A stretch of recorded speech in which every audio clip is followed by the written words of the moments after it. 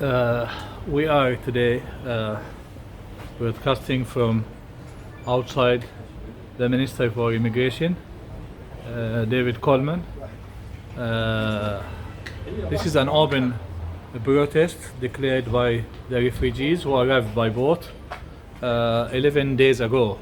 So for 11 days, the refugees and their supporters were coming to the office of the Minister for Immigration, David Coleman, and Member for Parliament for Banks, demanding an end, demanding a meeting, because the Minister was refusing to meet with any delegation from the refugees.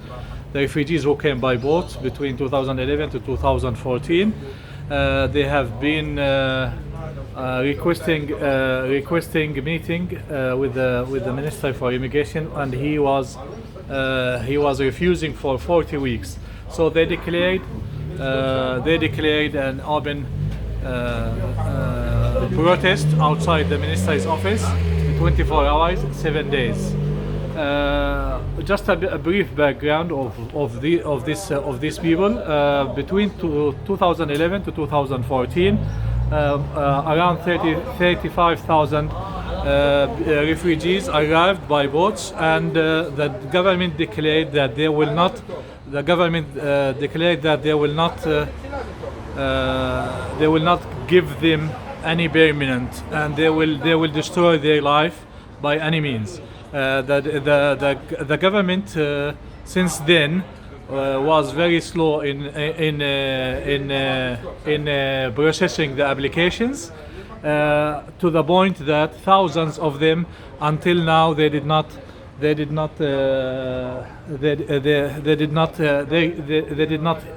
have their case heard by the department or by any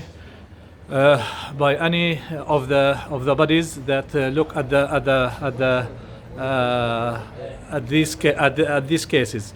Some of them have been found to be refugees, and they were given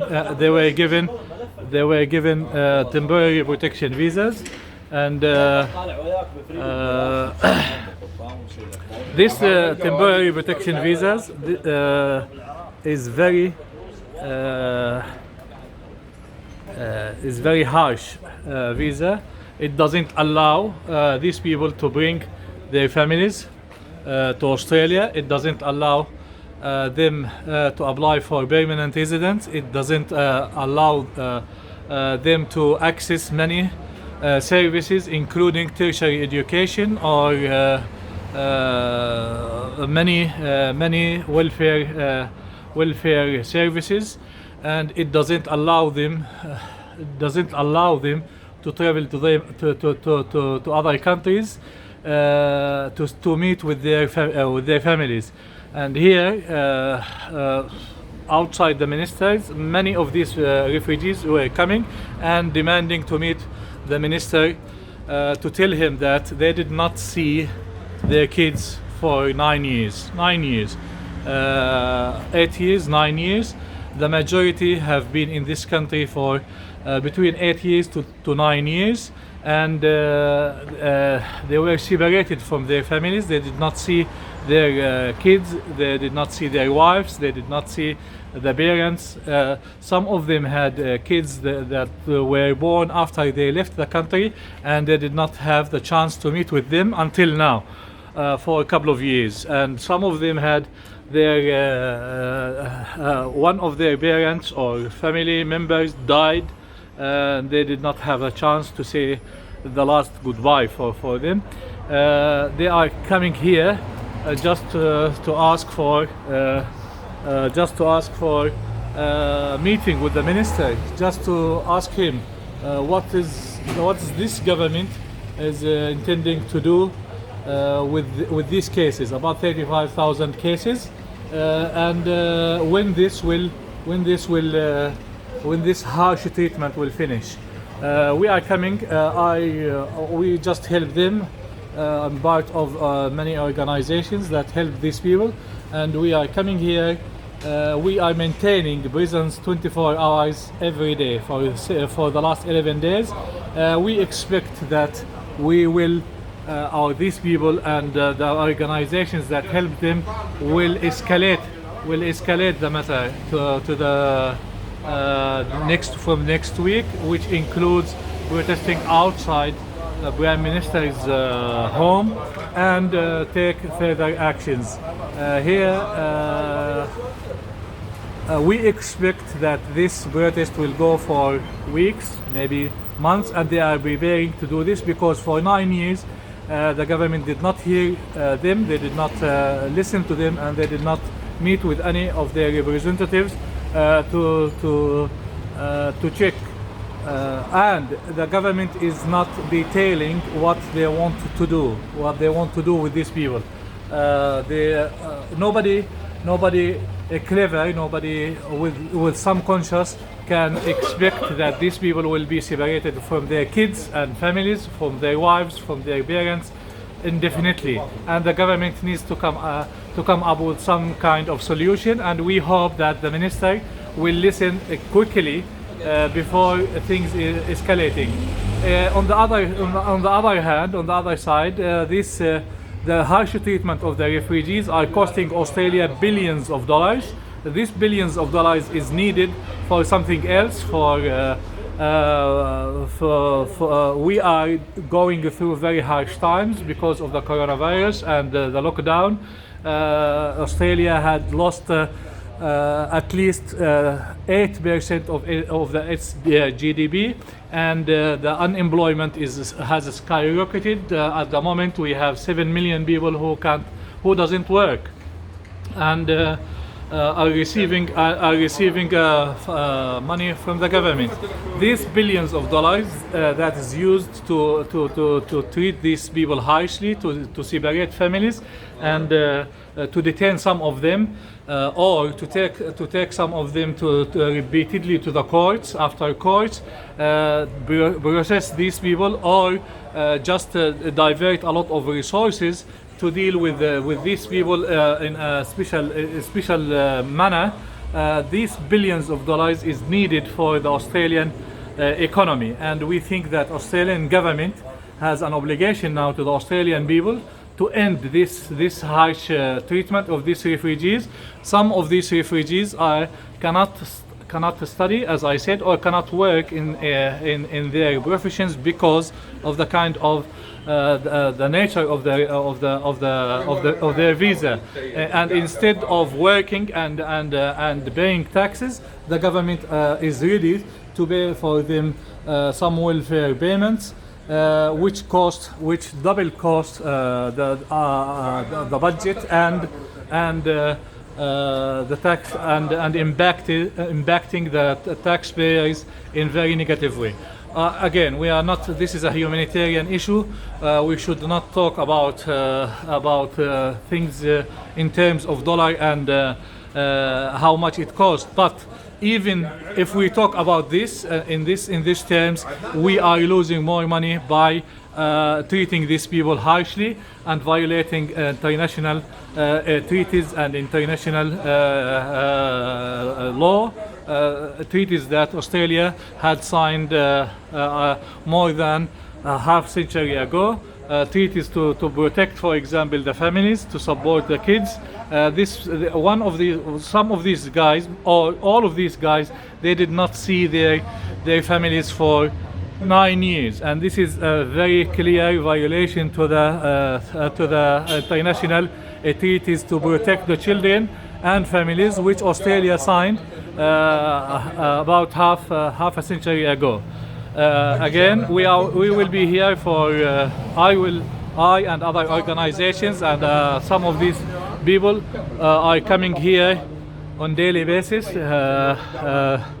and they are prepared to come to continue coming as long as it takes until the minister will listen to them. The minister, which is who's the only politician on earth that is refusing to meet his constituents. He's refusing to engage in any political debate about the issue, or to tell his constituents why his government is taking such harsh approach to this issue, this simple issue. I mean, Germany, which received 1 million asylum seekers in 1 year, it did not treat the people who arrived there illegally in such harsh way.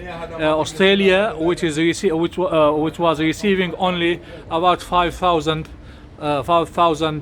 boat people, it made this issue a big issue. Despite the fact that the people who arrive on fake passport by air double that numbers, and nobody talks about this. Again, we are here 24 hours. We will update you whenever it is important to update, and I will talk to one of these guys here. He's Sabah. This guy is he came by boat. He was found to be a refugee. He was given temporary protection visa, but his kids are Australian because his wife is Australian citizen. The government is saying you can't apply for partner visa because you came by boat. But despite the fact that his wife is Australian citizen and 2 kids are Australian citizen, what do you say to the minister? I tell him, please, I wanna live here in Australia before 8 or 9 years still now, and I don't have visa. Because why? I try to apply for the permanent, for the visa, for change my visa, but it's still nothing because I come by boat. I wanna help me for do the form for the apply for the permanent.